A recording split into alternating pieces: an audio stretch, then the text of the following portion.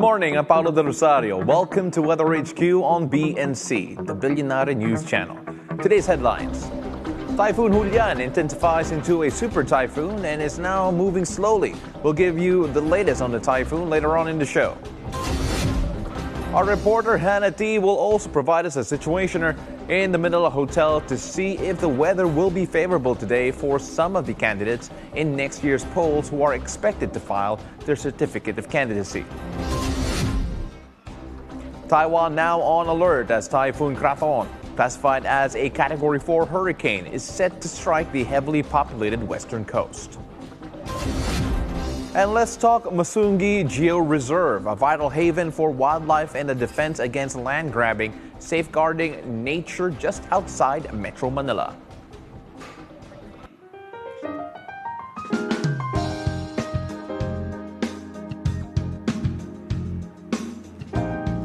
Now let's take a look at today's weather.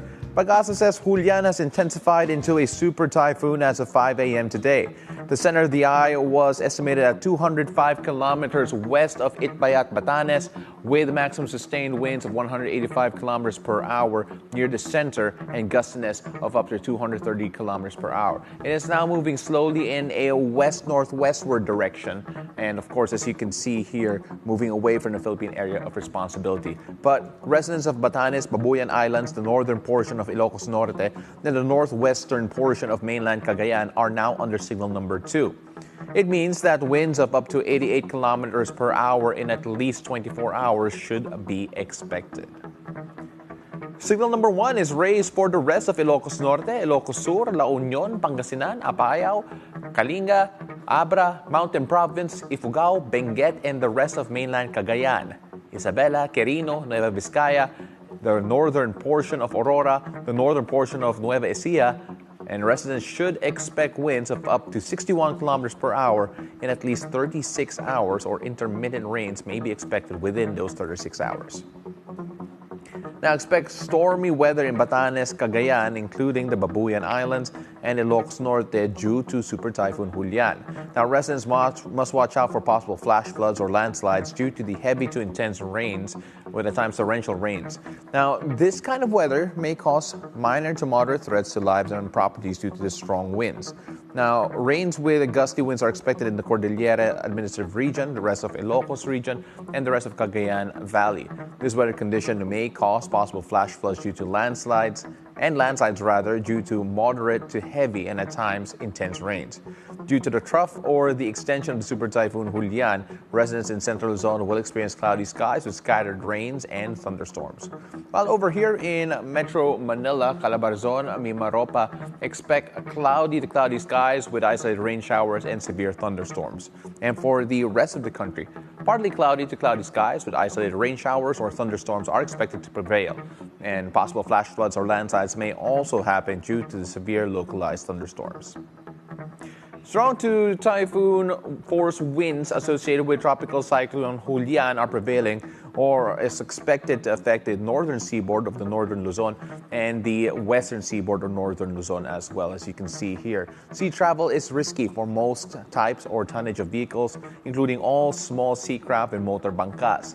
Now, mariners are advised not to venture out to sea during these conditions, especially if inexperienced or operating ill-equipped vessels. Now, mariners are advised to remain in port or seek safe shelter or harbor.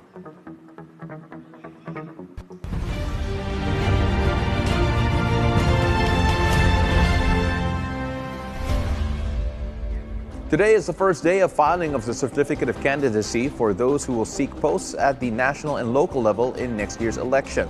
Our Hannah T joins us live from the Manila Hotel. Hannah, with Super Typhoon Julian still affecting parts of the country, can tell us first off the weather conditions in the area.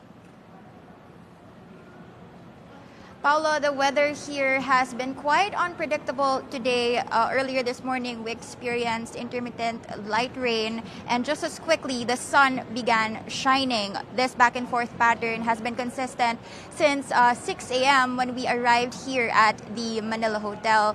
Despite this, Paolo, we've already seen early supporters just outside the venue. For those who plan to file their candidacies today, it's advisable to bring an umbrella as we expect expect more brief showers later in the day. From what I can see outside, Paolo, it's raining. With the filing now open, we can expect a steady stream of candidates making their way here to the Manila Hotel to formalize their bids for the upcoming elections. Paolo? And how's the traffic looking? Are we expecting any major delays or are there any roadblocks up? So far, Paolo, traffic here is manageable. The roads next to the Manila Hotel are being monitored closely, but they're not closed. The only major closure is the Katigbak Parkway, which is only open for COC filing related vehicles and official business. So we expect a smoother flow of traffic for those heading here. But of course, it's always best to arrive early just in case. And are we expecting any particular political figure to file their candidacy today? Actually, Paolo, Representative Wilbert Lee just filed his candidacy for senator. Just now, Paolo, we've also seen several members of party list, including AGAP party list, Agri, Ako OFW, and Kabayan party list.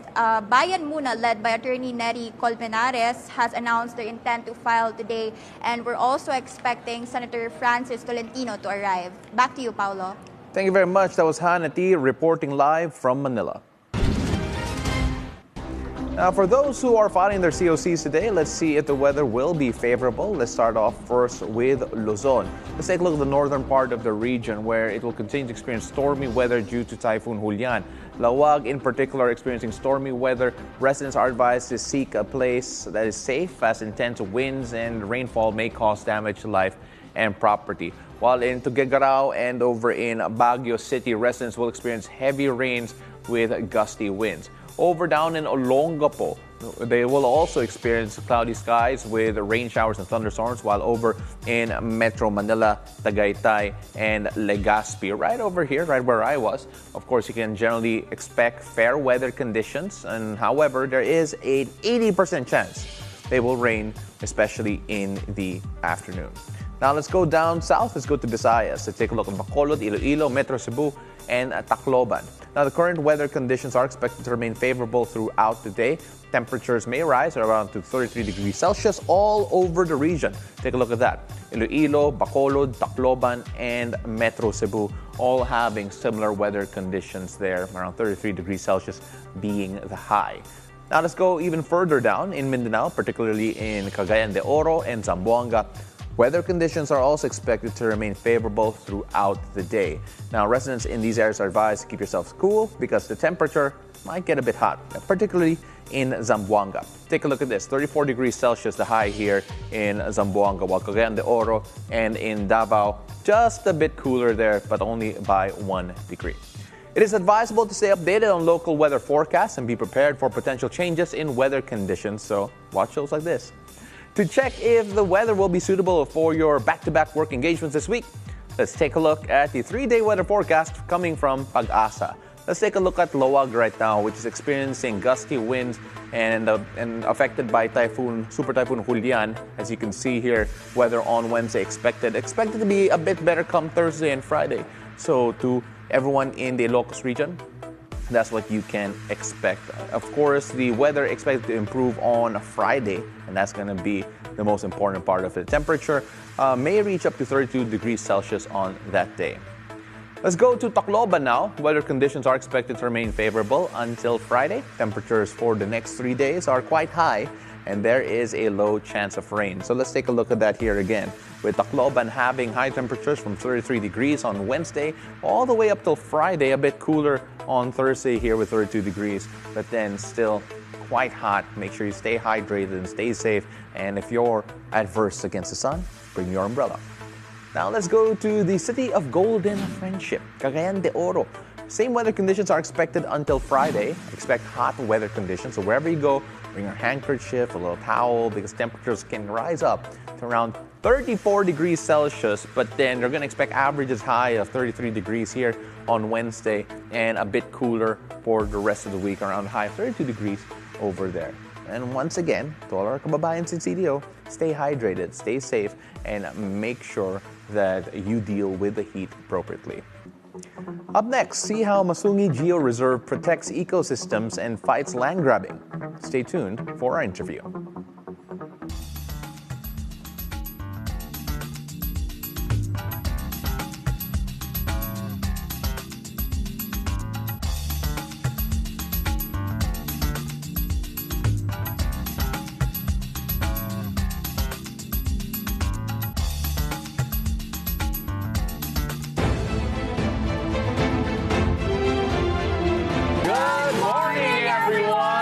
Let's begin your morning with these people that gives you the hottest information with excitement, positivity, and fun to start your day. Join Paolo del Rosario, and Asis Carrillo, and Monique Tuzon. Let's kick things off with some good vibes. It's time to wake up and make this day amazing. For more happy moments only here. It's a beautiful day.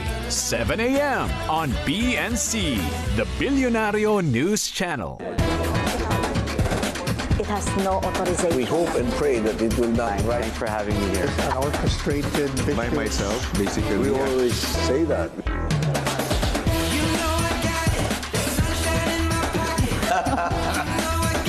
It depends. A well-concerted effort. Perhaps I can reiterate. My greatest beefsteak. Iba pa tayo.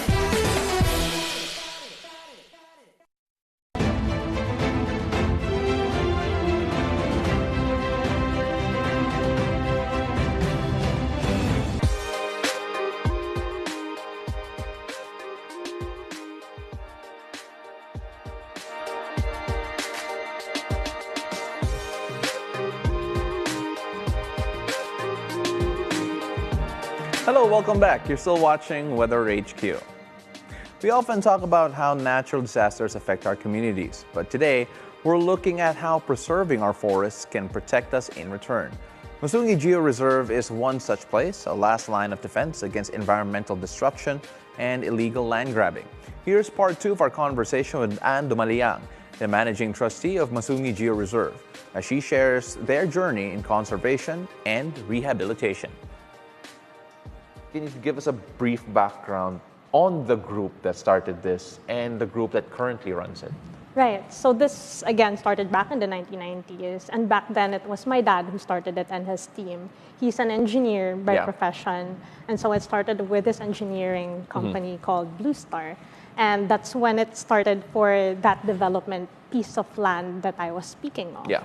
Right? But thankfully, they tried to do a conservation innovation approach instead, where you restore more portions of the land instead of developing the areas. So now development supports the conservation of the larger ecosystem, as opposed to just staying by the minimum requirements of having 30% open spaces, etc. So that is how it actually got started. Now in 2016 was when I came along, and the idea was to start a Masungi Georeserve Foundation so that we could set aside funds. It's a non-profit, it's a foundation, for the place itself. And Masungi Georeserve Foundation is now the one with an agreement for the restoration of the 2,700 hectares in the area. How are you marrying the human aspect of rural development, government interventions that is necessary, by the way, and of course, your advocacy of not just conserving, but rehabilitating the areas that are deteriorating, as you mentioned? If we look at the involvement of the communities, they're actually our foremost partners in conservation. Some of the communities there have been there for such a long time already. I'm talking about the indigenous population, the indigenous cultural communities of the Dumagat Remontado and their elders, who have huge indigenous wisdom to share, right? And there was a time when we actually had an issue with a land grabber that was trying to take over 1,000 hectares of land. And they were the ones who helped us collect the information, overcome tribal dealers. The elders were the ones who helped us do that so that the land is brought back into conservation. And it's wonderful because you see how everyone who genuinely cares for the land tries to work together.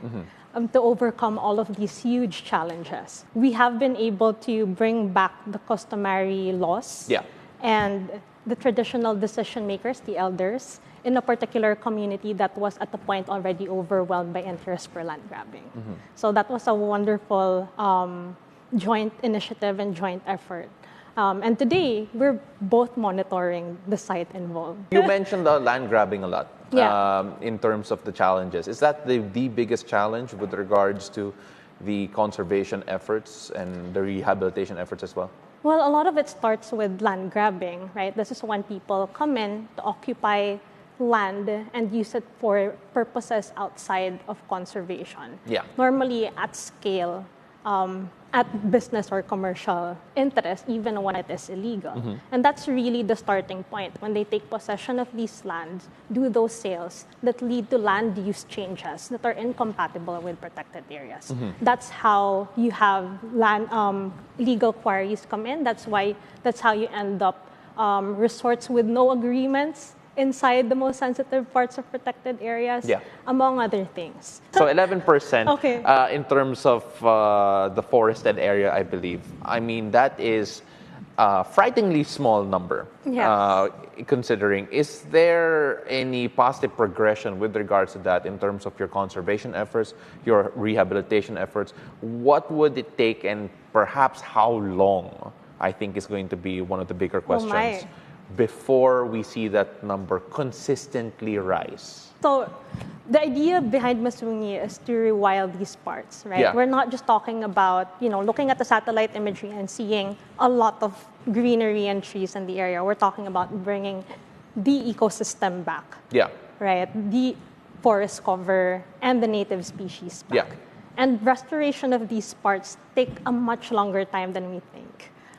To bring back and rewild forest spaces, it could take up to 100 and 120 years, well beyond our lifetime, both, even if we're both still young, I assume. We're assuming we're young. I like that assumption. That's a great assumption, but go on, Right, so it is going to take a while. Right now, what's very important is to make sure that the habitat is protected, because there's simply no way to bring back the biodiversity and plant trees with the intention of those growing for the long haul, if you know that it's going to be put down anyway in the next 5 years because there's a competing land interest that's at work, right? So that's very important for us, making sure that the land is secured for conservation. And in terms of that, we have made those progress. You just talked about one of the key achievements a while ago, getting the agreement that was going to see 1,300 hectares of these mountains leveled out canceled. We've overcome more than 5 large-scale land grabbing attempts from 100 hectares to 1,000 hectares in scale. We already have monitoring stations, ranger stations, 15 of them in hot spots of these conservation sites, allowing it to get monitored 24/7. And what else? Over 150,000 trees planted. I think that after hearing this, a lot of people will be more interested in helping or rewild Masungi. Is there any message that you could give those who are interested in helping and interested to reach out? Because obviously, you want more attention towards this, more awareness. Can you tell our viewers here how they could reach out? How they could see, how could they see your efforts, and of course, what they could do to help as well? Right. So for those who are interested to learn more about protecting Masungi and contributing to the conservation sites, protected areas across the Philippines, please feel free to follow us online. We're on Facebook. We post all of our updates there. We're also on Instagram. We invite you to come out to see the site. It's different when you are on the ground and you see all of the activities that are happening. It's a wonderful cause for hope, and we hope that you could be a part of it. Please come out to see us, keep us company. She is a geotourism advocate, a conservationist, and a conversationalist after this. Conversationalist. She is a National Geographic explorer, and she is also, as we mentioned a while ago, the managing trustee of the Masungi Georeserve. Ladies and gentlemen, Miss Anne Dumalayang, maraming salamat. Thank you very much for joining us on the show. Thank you, Paolo. Well, global weather is up next. Keep it here. You're watching Weather HQ.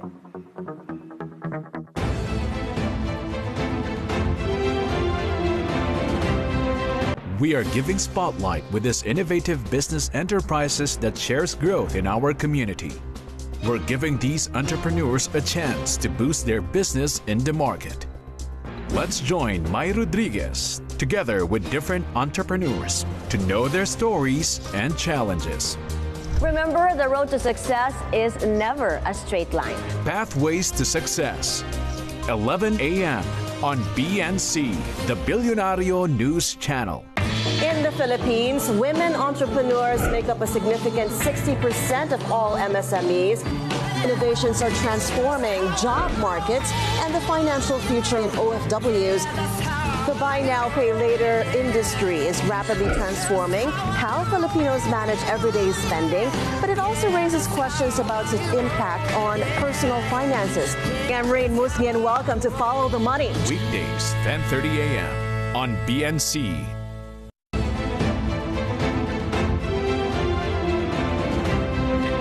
Welcome back. You're watching Weather HQ. I'm Paolo del Rosario.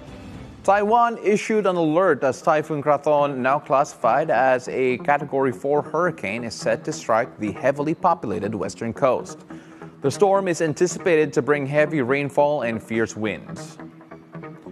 According to the Central Weather Administration, or CWA, there is going to be a landfall with regard to the super typhoon Krathon, as you can see here, climbing up all the way to Taiwan, passing in Kaohsiung. It is a heavily populated western coastline here for Taiwan that is going to, it's projected rather, to hit the port city of Kaohsiung early on Wednesday afternoon before making its way northeast across central Taiwan and eventually exiting into the East China Sea. Now, CWA meteorologist Jean Huang said it is unusual for such a potent typhoon to directly impact the island's western plains.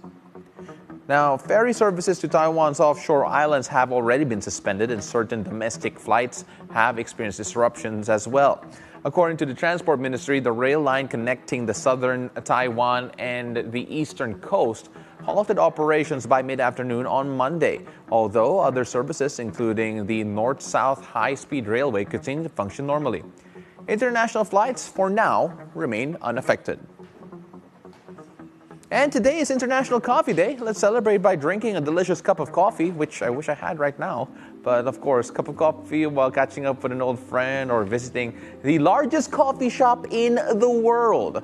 Let's go to South Korea. According to the Guinness World Records, positive space 566 in Cheonggi, South Korea is the largest coffee shop in the world. It has over 2,190 seats, has 4 floors, serving different kinds of coffee, tea, ice cream, baked goods, pasta, pizza, steak, you name it, they got it. Let's check if the weather in Korea is perfect to celebrate International Coffee Day. Now, in South Korea today, we can expect a cloudy day with a temperature of 21 degrees Celsius. While it may be overcast, the cooler temperatures make it ideal to set up and cozy up with your favorite drink. Now, grab your umbrella just in case and enjoy the ambiance for the day. Whether you're sipping coffee indoors or taking a leisurely stroll, let's take a look at that here. 21 degrees Celsius and cloudy weather over in South Korea. By the way, this is South Korea, not Spain, all right? Wrong continent, but we're going to South Korea.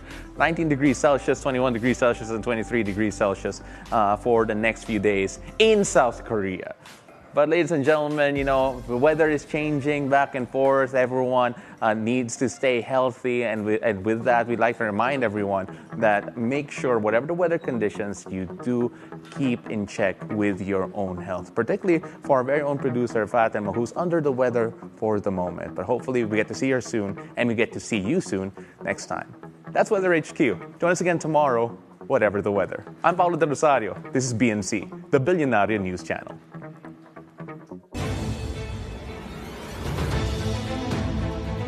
This is the scorecard where you score the latest news and in-depth views. I'm Anton Rojas, and this is tonight's roundup. On the scorecard tonight, Feel like you're somebody who has that desire. tell us about your experience